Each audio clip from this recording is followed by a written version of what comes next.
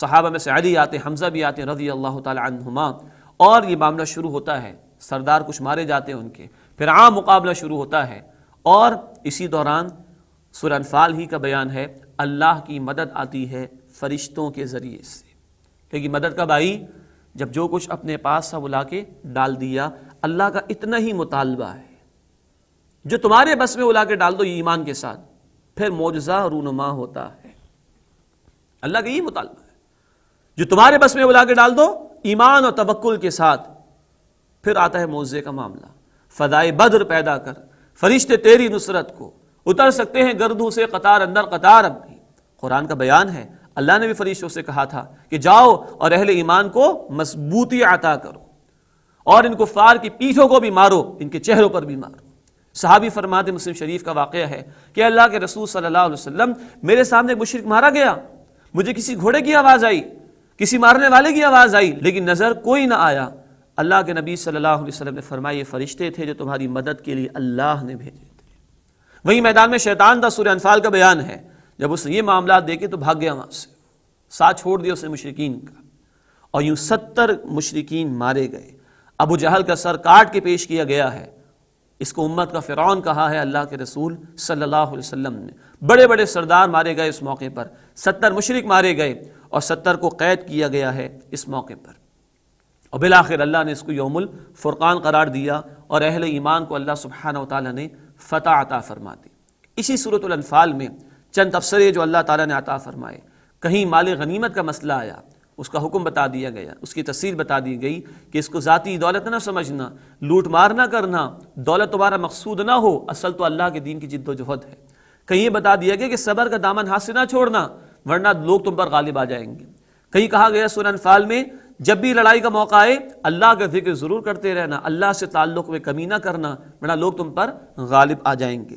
کہیں یہ فرمایا کہ وہ لوگ نکلے تھے اتراتے ہوئے، شرابیں پیتے ہوئے، ناشتے گاتے ہوئے، گھمنڈ کے اندر، تکبر کے ساتھ کہ ہم جیتیں گے، لیکن اے مسلمانوں اگر اللہ نے تمہیں فتح عطا فرما دی تو اسے اللہ کا فضل سمجھنا، کوئی تکبر تمہارے دلوں میں پیدا نہ ہو جائے۔ کہیں سورہ انفال میں کہا آئندہ کی بھی تیاری رکھو، جو بھی استطاعت تمہیں اللہ نے عطا فرمائی، وَأَعِدُّ لَهُم مَّا اسْتَطَعْتُمْ، جو استطاعت تمہیں اللہ نے عطا فرمائی، گھوڑوں کے ذریعے سے، قوت کے ذریعے سے، جو بھی آج کے ذرائع ہوں گے ان کے ذریعے سے قوت تیار رکھو باطل کا مقابلہ کرنے کے لیے۔ کہیں فرمایا کہ انما اموالکم واولادکم فتنہ، تمہارے مال اور تمہاری اولادیں فتنہ ہیں۔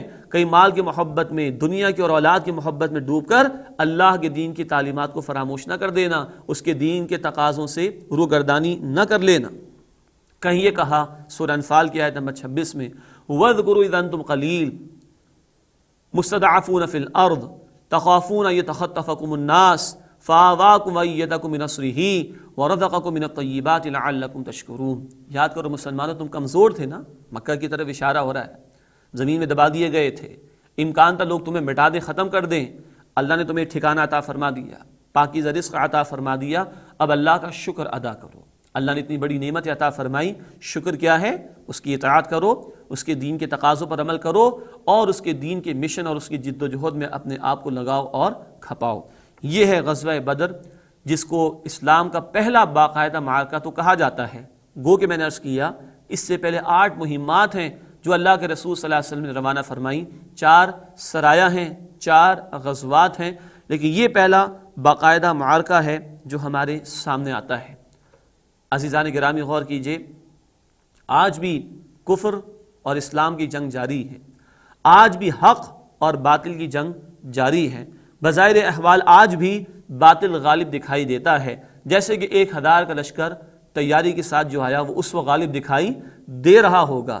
بظاہر آج بھی باطل کے پاس ٹیکنالوجی ہے، اور باطل کے پاس اسلحہ ہے، باطل کے پاس قوت ہے، لیکن جو شے ان کے پاس نہیں وہ ایمان کی دولت ہے۔ لیکن آج بظاہر مسلمان کمزور ہیں، آج ہمارے پاس اسلحہ نہیں ہے، آج ہمارے پاس ٹیکنالوجی نہیں ہے، لیکن افسوس یہ کہ آج ہمارے پاس بھی ایمان نہیں ہے، آج ہمارے پاس بھی وہ جذبہ نہیں جو جذبہ محمد کریم صلی اللہ علیہ وسلم اور ان کے صحابہ کی جماعت کا جذبہ تھا۔ آج بھی اگر وہ جذبہ پیدا ہو تو یہ باطل کی قوت، یہ باطل کا اسلحہ، یہ باطل کی ٹیکنالوجی، یہ مسلمانوں کو کچھ بگاڑ نہیں سکتی۔ لیکن مسئلہ یہ ہے کہ کیا ہم بدر کی فضا پیدا کرنے کے لیے تیار ہیں؟ فضائے بدر پیدا کر، فرشتے تیری نصرت کو اتر سکتے ہیں گردوں سے، قطار اندر قطار اب بھی۔ کیا ہم تیار ہیں جد و جہد کے لیے؟ آج اللہ کے رسول کی پکار تو موجود ہے، من انصاری الی اللہ، کون ہے میرا مددگار اللہ کی طرف؟ آج بھی باطل غالب ہے، آج بھی اللہ کے احکامات موجود ہیں، میرے دین کے لیے محنت کرو، میرے دین کی جد و جہد کرو، جیسے کہ محمد کریم صلی اللہ علیہ وسلم نے کی تھی۔ کیا ہم اس کے لیے تیار ہیں؟ اللہ ہمیں اس کی سمجھ عطا فرمائے۔ اسی غزوہ کے بعد چند اور معاملات پیش آئے، زکوٰۃ کا حکم بھی آ گیا، روزے کی ادائیگی کا حکم بھی آ گیا، مسلمانوں نے عید بھی منائی ہے، اور اس کے بعد غزوہ احد ہے، غزوہ احزاب ہے۔ انشاءاللہ آئندہ کی نشستوں میں ان مزید غزوات پر گفتگو جاری رہے گی، یہ خیال رکھتے ہوئے کہ اللہ کے رسول کی جد و جہد ایک انقلابی جد و جہد تھی۔ اللہ کا دین تقاضا کرتا ہے اپنے غلبے کا، اس انقلابی جد و جہد میں یہ قتال کا مرحلہ ہے دور نبوی صلی اللہ علیہ وسلم میں، جس کا ہم مطالعہ کر رہے ہیں۔ اللہ ہمیں اپنی دین کی جد و جہد کے لیے قبول فرمائے، آمین یا رب العالمین۔ وآخر دعوانا ان الحمد للہ رب العالمین۔